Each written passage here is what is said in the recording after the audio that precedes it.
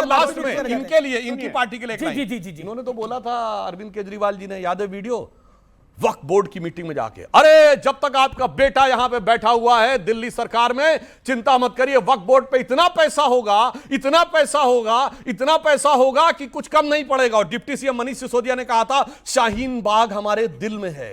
और उसके बाद ये कहेंगे ये इनका सेक्युलर, और लास्ट में एक सेक्युलरिज्म की बात कहूं, हमने बनाया आरिफ मोहम्मद खान साहब जैसे व्यक्ति को, जो आज बिहार के गवर्नर है। मैं चैलेंज करके कहता हूं जितने सेक्युलर जमात का कोई मुस्लिम नेता अगर उनसे किसी इस्लामिक स्क्रिप्चर पे बात कर सके है, ये बहुत बुरी चीज है जो मुसलमानों के साथ होने आ रही है। जानते हो उसने क्या बोला? मुसलमान अगर गटर में पड़े रहना चाहते हैं तो पड़े रहने दो, उनका वोट लो, तुम इनके चक्कर में क्यों पड़े हुए हो। ये राजीव गांधी सरकार के कैबिनेट मिनिस्टर का बयान है जो बिहार के राज्यपाल कोट कर चुके हैं, जो इन लोगों की असली मानसिकता दर्शाता है। ओके, सोमनाथ भारती बात का जवाब मुझे बताएं कि जिस शाहीन बाग की बात बार बार करते हैं, ये 20 के चुनाव के जस्ट पहले वो था और चुनाव के जस्ट बाद वो खत्म हो गया। भाजपा के पास ताकत थी पहले भी और बाद में भी। शाहीन बाग सिर्फ और सिर्फ भाजपा की क्रिएशन थी। शाहीन बाग भाजपा की क्रिएशन थी। भाजपा के पास कोई भी विजन नहीं है देश के लिए। जो बच्चे यहां बैठे हुए हैं, इनके नौकरी का विजन नहीं है, इनके शिक्षा का विजन नहीं है, इनको कब नौकरी मिलेगी उसका लालू का लाल इनको नौकरी दे सकता है। लालू का लाल इनको नौकरी दे सकता है। अमीश जी, वो कहते हैं वो 9वीं पास है। देखिए अब कौन चौथी पास है, गलत निकल गया है मुंह से। कौन चौथी पास है? 2020 में हटाए, कोविड आने के बाद जब लॉकडाउन लग गया था, सरासर झूठ बोल रहे हैं। Anybody can go and check. सबको मालूम है सुधांशु जी किसका क्रिएशन था शाहीन बाग, सबको मालूम है। अरे किसका क्रिएशन था? दिल्ली का राइट, वो भी सबको मालूम है। था उनका क्रिएशन। जाते तो आपके नेता थे शाहीन बाग। दिल्ली राइट किसका क्रिएशन था?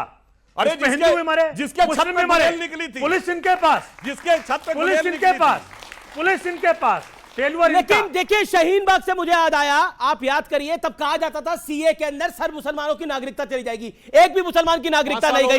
एसआईआर के अंदर भी यही कहा जा रहा है कि मुसलमानों के वोट काटे जा रहे हैं, लोगों के वोट काटे जा रहे हैं। एक बात मैं बता दूं, एसआईआर के ऊपर 10 सेकंड सतीश जी 10 सेकंड। आपको मालूम है जो घुसपैठिए की बात ये कर रहे हैं, इलाहाबाद हाई कोर्ट ने एक भाजपा नेता को, बांग्लादेशियों को इलीगल तरीके से भारत घुसाने में बेल दिया है। ओके, मैं देता हूं सतीश के, ये भाजपा है सतीश जो बांग्लादेशियों को इलीगल तरीके से लगता है ये तुष्टीकरण, ये जो तुष्टीकरण वाला कबूलनामा है, ये बिहार चुनावों में भारी पड़ेगा? जो रेवंत रेड्डी ने बोला और जो बीजेपी जिसको विषय बना रही है बार बार, बीजेपी कह रही है राहुल गांधी घुसपैठियों को बचाना चाहते हैं, और रेवंत रेड्डी कह रही है Congress is for Muslims and Muslims are for Congress. देखिए, अगर रेवंत रेड्डी पर यह सवाल खड़ा किया जा रहा है तो एक मुख्यमंत्री इस देश में ऐसा भी है जो 80-20 का नारा देता है और बटोगे कटोगे का नारा देता है, वो बिहार में भी दे रहा है।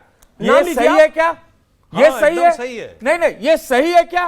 वो पार्टी जो एक, उस पार्टी को धिक्कार है, सुधांशु जी आपकी पार्टी को धिक्कार है कि जो देश के लिए लड़ने वाली कर्नल सोफिया कुरैशी को आतंकवादी की बेटी कहा था।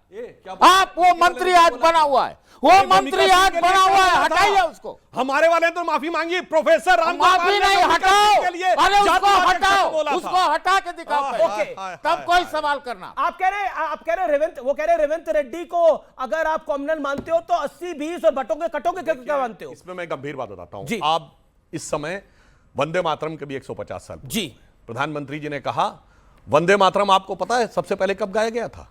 1896 में कलकत्ता कांग्रेस अधिवेशन में, और उसकी अध्यक्षता रहमतुल्लाह अहमद सयानी ने की थी। कोई प्रॉब्लम नहीं थी।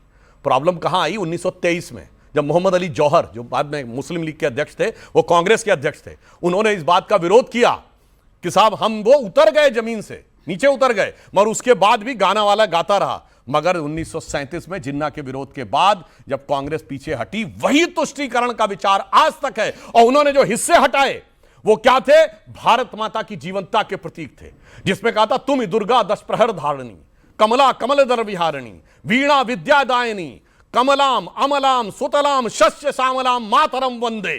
और जब आप ये कहते, उन्होंने कहा ये तो दुर्गा का प्रतीक है। हां, मैं कहना चाहता हूं, जब आप दुर्गा जी के प्रति कहते हैं तुम दुर्गा 10 प्रहर धारणी, तो पूरे देश से कैसे जुड़ते हैं? कलकत्ते की काली मां से जुड़ते हैं, कामाख्या जी से जुड़ते हैं, त्रिपुरा की त्रिपुर सुंदरी से जुड़ते हैं, मुंबई की मुंबा देवी से जुड़ते हैं, कन्याकुमारी से जुड़ते हैं, विंध्यवासिनी से जुड़ते हैं, वैष्णो देवी से जुड़ते हैं, और तो और हिंगलाज माता जो बलूचिस्तान में चली गई उनसे भी जुड़ते हैं, और ढाका की ढाकेश्वरी से भी जुड़ते हैं। इसलिए यह एक जीवंत राष्ट्र था। जो अंग्रेजों की मानसिकता वाले थे, जिनके लिए जमीन का टुकड़ा था, जिन्होंने टुकड़े को काट दिया, वो कभी इसको समझ ही नहीं सकते। यह वेदों के उस वाक्य से निकला जो प्रधानमंत्री जी ने कहा, माता भूमि पुत्रो हम पृथिव्या। इसलिए मैं ये पंक्ति कह के समाप्त करता हूं। साहब सुनिए, हम जानते क्या कहते हैं, अरे मातु सिंह वाहिनी में द्वार पे खड़ा हूं, तेरे कवि का निभाऊं धर्म ऐसा वरदान दे, और ज्ञान दे कि गीत लिखूं लेखनी विकास पे वक्त पड़ने पे बैरियों से युद्ध ठाने ले, और तेरा हर रूप में अनुपमन भावन है। मां भारती के लिए कहते हैं, तेरा हर रूप में अनुपमन भावन है, किंतु अभी आज तू प्रचंड रूप धार ले, और करना तुझी को है संहार देशद्रोहियों का, इसीलिए मां भवानी खप्पर सवार ले, और पाप के पुजारियों का करते हुए संहार, एक बार तेरा पुत्र भी तुझे निहार ले।